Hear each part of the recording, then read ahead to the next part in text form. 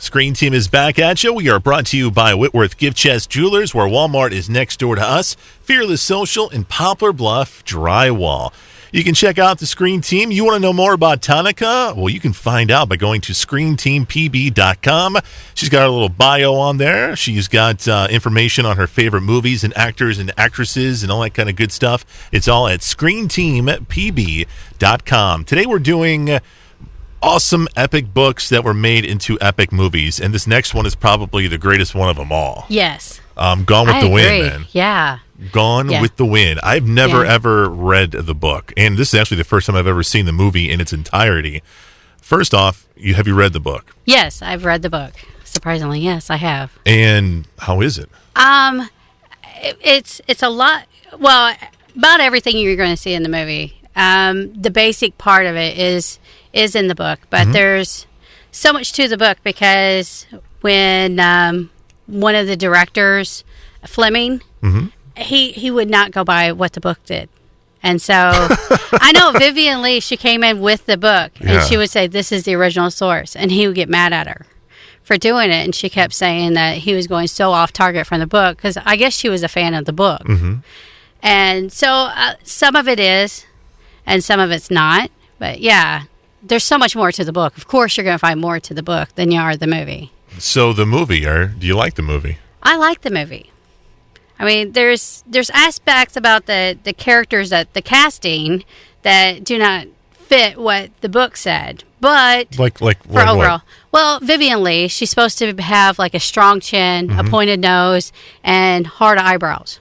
Well, she doesn't, And then the guy who played Ashley, he's supposed to be 21 years old, young, naive. And so the man, Howard, that they get to play that part, he's like older, and he's been around and, he doesn't fit that part of having that youthful look and the soft cheekbones. He doesn't have that. So, yeah, there's certain things that you picture in your head and you see the movie, you're like, wait, I don't know if the casting's right. But taken away from the book, I think it's excellent.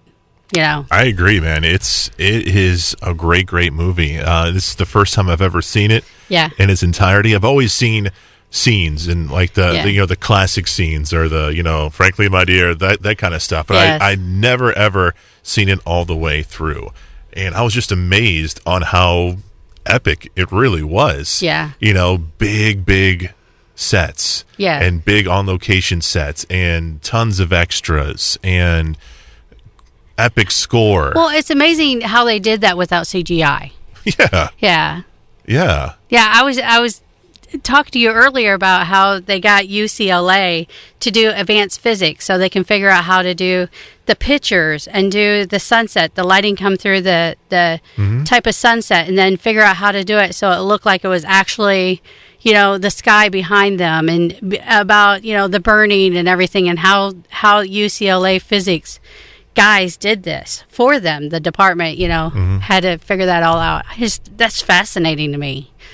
The acting in this was just top notch.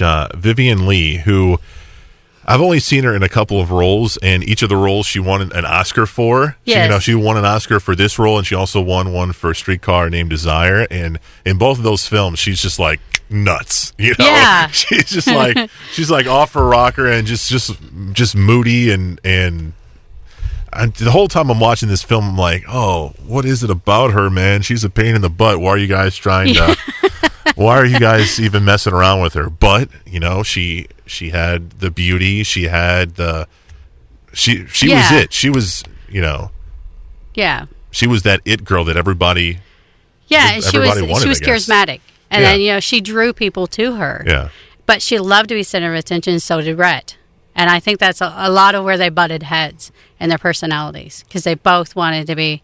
There's no way that she was going to sit back and let him have it. Yeah. The chemistry between them is so great. good, though. It's so good between her and what's his face. What's his face? Come on. Oh, come on. I wrote it down. Where is it? What's his face? The guy with the mustache. Rhett Butler. Yeah, but what's his name? What's his name? Clark Gable. I can't believe it. I'm sitting over here going, Clark Gable, for crying out loud. Oh, my goodness. Oh, we need to be fired. You know that? I do the firing around here. Yeah, but the chemistry between those two guys, Yeah. just amazing. But I'm surprised that the movie came out of all the obstacles that they had to do. They went through 3 directors. And then while one of the directors was still finishing up with Wizard of Oz, he had this fake nervous breakdown. Okay. And then let somebody else take over production, and then he came back. And then they had 16 writers, and they even had, it was so intense writing the final scenes that they actually made a screenplay and put it on Broadway about it. Really? And it was Moonlight and Magnolias. And it's pretty well known because, I read it in college. Yeah. But, it's just so intense of stuff that happened. And then, Vivian Leigh wasn't even cast until after they started filming. And then she almost quit several times. So I don't, it's hard that they put something together that good with all the obstacles they had. Yeah, it really was amazing. I want to mention Olivia de Havilland. Yes. She got a Best Actress nominee for it. She was really good in it. And also, we need to give love and credit and support and love to Hattie McDaniel. Yes. She won Best Supporting Actress for the movie, Yes. right? And she was the first African American to win an Oscar, right? Yeah. Yeah. Yeah, she was. And she was not able to go to they banned her from going to the premiere. Yeah, which ticked off Clark Gable, from what I understand. Yeah, I heard that too.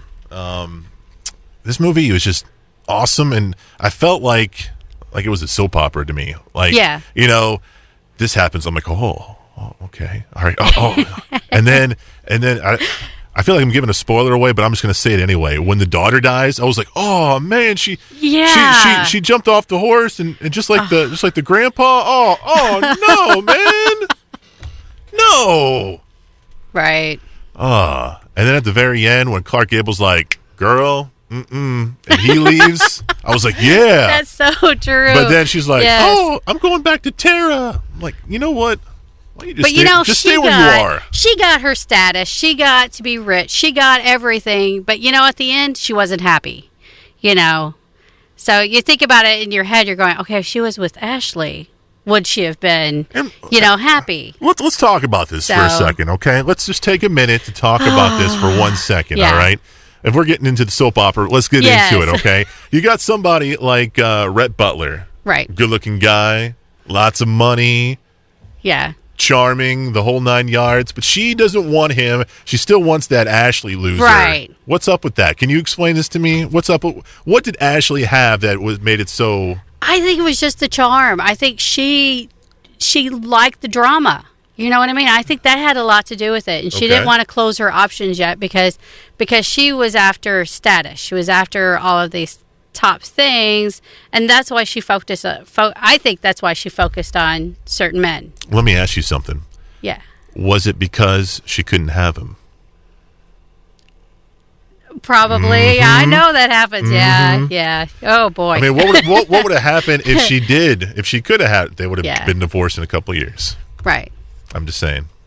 I'm just throwing that out there. Yeah. I don't know. She was such a strong woman that she's a pain in the butt. Well, all okay, right. yeah. She reminds me of somebody I know, somebody that I'm close to, somebody that I will not name names, but she just reminds me of that person. Well, can I talk about the author now, since we're going to get off of that? Go ahead. You're going to get me in trouble, please. Please. Well, Margaret Mitchell, she wrote this, and she was a journalist, and she was injured. So she wrote this, and people didn't even know that she was writing this novel. Okay. And she wasn't even planning on getting it published. And a friend read it, was reading on it, and said, "You've got to get this published." So she did. But she never said that Rhett and how they ended up. She was like, "Well, we just don't know." And she would never give a conclusion to it. It surprised me. Let me ask you something, and maybe you don't know, or maybe you do know, but wasn't there like a mini-series or like a sequel to Gone with the Wind that happened in the 90s? I think so. And didn't it star the James Bond guy as Rhett Butler? What, Timothy Dalton? Yeah. Am I thinking about that correctly? I can remember his name, but I can't remember Clark Gable. What's wrong with me? Right. I got to check that out, man, because I could have swore there was a like a little mini series that happened in Yeah. the 90s that was like a sequel to Gone with the Wind, I thought. Yeah, but researching the behind the scenes of researching how they made this and everything else, I was really surprised because a lot of people now look at this as racism. They look at they don't want this movie out there anymore. They don't want this, which I see their point of view. I understand about that, but we need to look at movies not through the eyes of how we see things now. We need to look at them through the time that they were written, the time that they are. That is, and then take it for the value that it is. And that's how I see a lot of the movies. And I don't know. So a lot of people can be turned off from the movie because of how they perceive things now compared to then. But she never, I read an interview with New York Times, and she never said that she wanted this to be a historical novel. It's not based on any of the history. It's just northern Georgia, what happened. This is not something that, happened throughout the South. It's just a story of the setting that she did that was totally fiction. So she's like, it's not a true story. But so many people look on it and say, oh, this is what really happened. We like to fantasize things. So that aspect, you have to think about. The only thing I'm thinking about is Scarlett Kate O'Hara. That's the only thing I'm thinking about right now. She's got me mesmerized. All right. Oh. Coming up after the break, we're going to review a movie about sort of Moby Dick. Yeah? Yeah. Okay. It's called In the Heart of the Sea. It's coming up next on KWOC.